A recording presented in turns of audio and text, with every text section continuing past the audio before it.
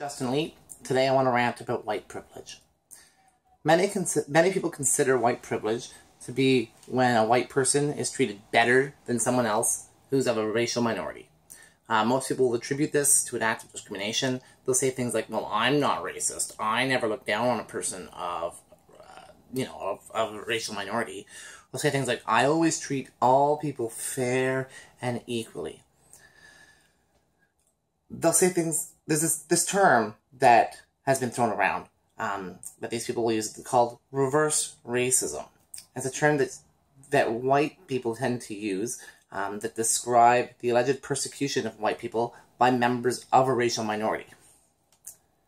Unfortunately, what reverse racism actually tends to mean when used in this context is people getting offended when a racial minority member defends themselves against the racist and discriminatory acts and comments hurled at them by white people.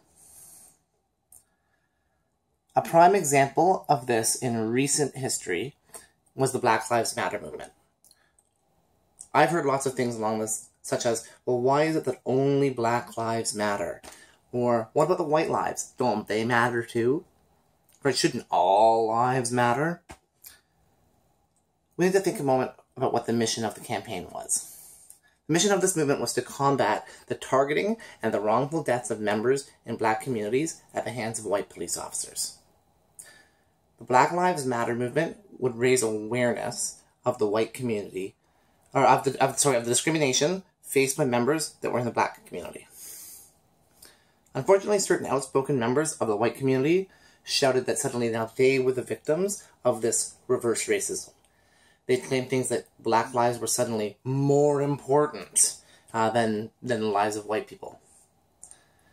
Those that shouted loudest would argue that, well, everybody should be treated equally, and they would claim that it was unfair that the lives of these black individuals would be suddenly more important or held in a higher esteem than their own. In reality, of course, we know that all lives matter and that they should matter equally. Unfortunately, at the time that this took place, this was not the case, as demonstrated by the unlawful persecution that black individuals faced by these white officers. Outraged members of the white community claimed that this attention that was showered upon the black community as a result of the Black Lives Matter campaign was intended to elevate the social status of black lives ahead of the white lives. However, the intended result was very different. Instead, the campaign's mission was supposed to raise awareness of the plight that black individuals faced in a time when it was needed the most. Ultimately, the goal of this movement was to allow the social status between black and white lives to approach parity in a world where black lives were undervalued.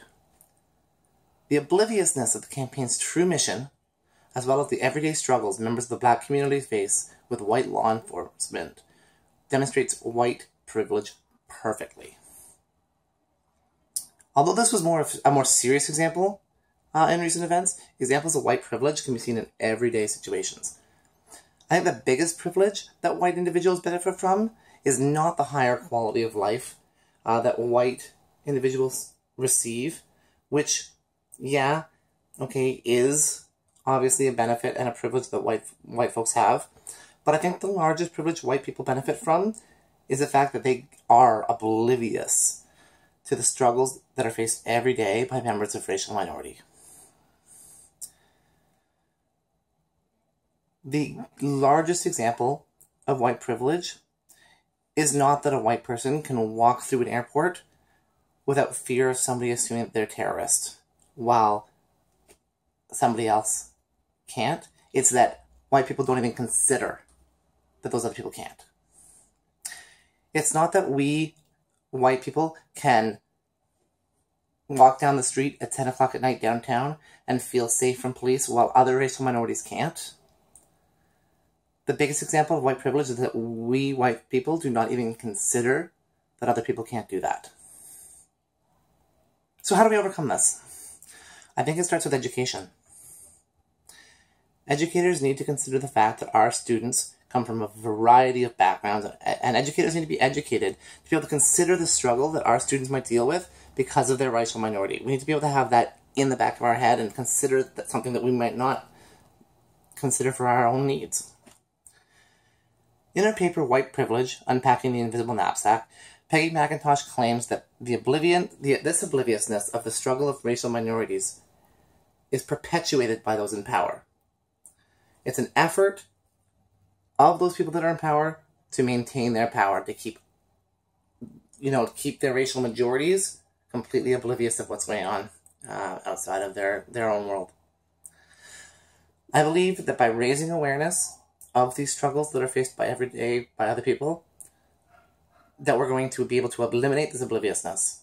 This, I believe, is truly the way to create an equitable world to live in, where parity is reached among all people. Thank you.